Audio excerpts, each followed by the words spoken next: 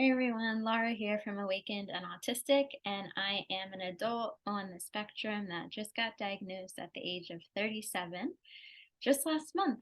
And I currently reside in San Diego, and I just got inspired to create this channel to help others who are maybe waking up to realizing they are autistic and to just also raise awareness about autism.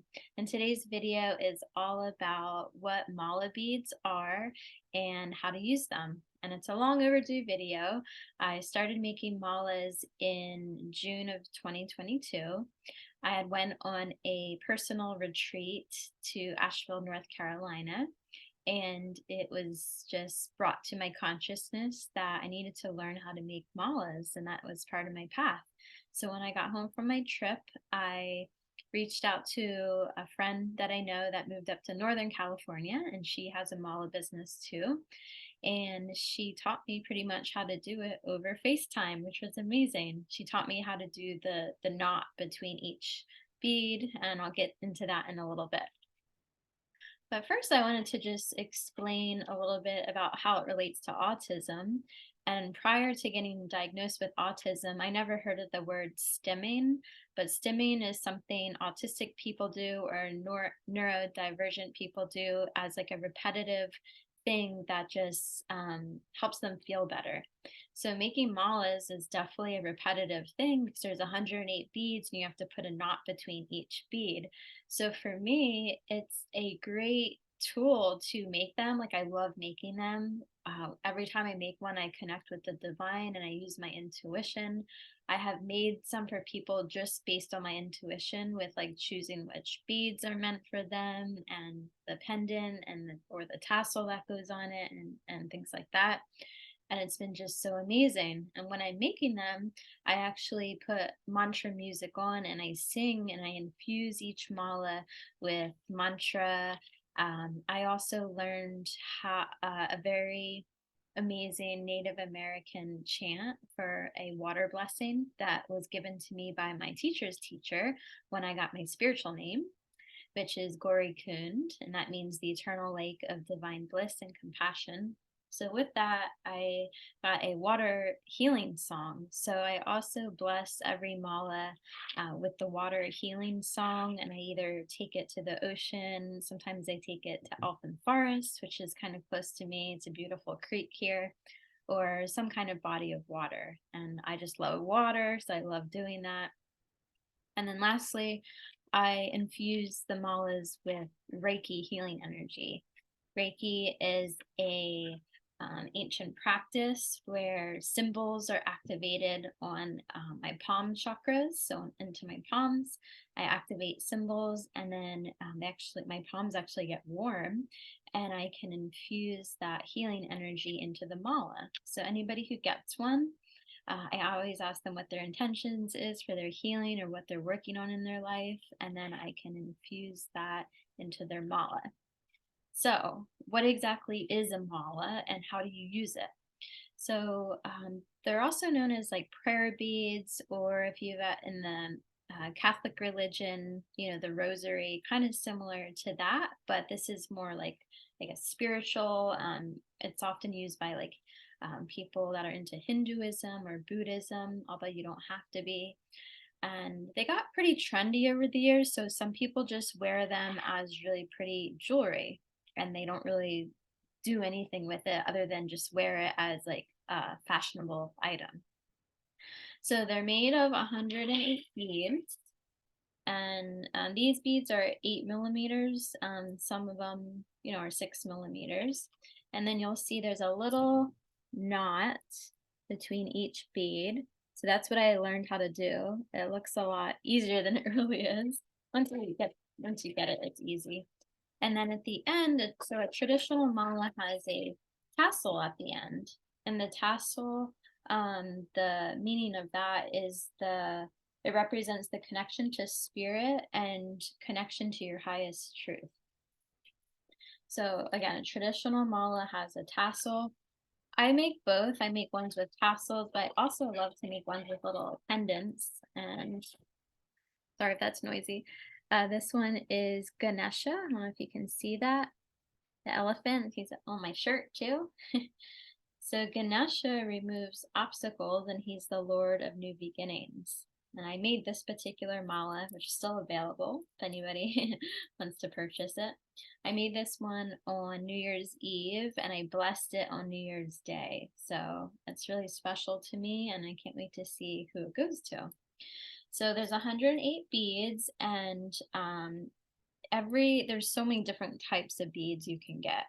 I'm learning more and more every day. So this one has, I'll see if I can name them all. Pink opal, amethyst, rhodochrosite, ruby, selenite, more amethyst, jade, blue agate. Oops, and I forget what that one is. And then every crystal or bead means something too. And again, there's like thousands of different ones, so I don't know them all. But like I know, for example, this pretty light blue, this blue lace agate is for the throat chakra. So on this mala, I tried to put it close, when you put it on, it's close to the throat area because it helps with communication and speaking your truth. And then like jade is a good luck stone, amethyst is for calming, selenite is for protection, and they all have deeper meanings too. So anyway, every mala is very unique and different, and the way you use it is you pick a mantra to work with for a little while. It can be something you just come up with yourself, like I am capable, I am strong, or something like that. I recite, like right now, I'm doing a Lakshmi mantra. And Lakshmi is a deity that represents connection to abundance and prosperity and just anything that has to do with abundance, joy, like happiness, freedom, can be financial security, all of that stuff. So you learn the mantra. Some are longer than others, and you say the mantra with each bead. So you would start down by the pendant or the tassel, and you put your thumb on it. Usually your hands will be on your lap, but I'm just going to lift my hands up to show you. So you start on one, and let's do the Ganesha mantra since we're working with Ganesha here. So that's Om Gam Ganapataye Namaha. And it's kind of a longer one, so not everyone has to do a long one. So you would start here, and you would do Om Gam Ganapataye Namaha. Then you would take your thumb, go to the next one, Om Gam Ganapataye Namaha. Go to the next one, Om Gam Ganapataye Namaha. Om Gam Ganapataye Namaha. And you would have your eyes closed and this would more be in your lap. And once you get the hang of it, you can just do it without looking at it. So it's a form of meditation. It takes your mind off of like all the things you're thinking of and you're focusing on the mantra. So in this particular one, we're focusing on removing any obstacles, anything that's in our path ahead that would block us from getting in the way of our potential, our destiny, and also bringing new beginnings to things. So your mind's just really concentrating on the mantra and you're saying it 108 times. And if you do this practice every day, it works miracles in your life. And that's another reason why I love doing this and why it's one of the biggest tools in my life to help me, especially with my autism. It's good for me because I love routine and repetitive things. So I literally do 108 every single morning religiously. And if I don't do it, I definitely feel like off the rest of the day. So if I'm not, and you can change the mantra, you don't always have to use the same one, but it's good to work with like the same mantra. The particular one I was working with, I've been doing it for like 3 or 4 months. So you'll start to notice things happening in your life. And I just wanted to read the reasoning or the purpose behind the number 108. So 108 is an auspicious number.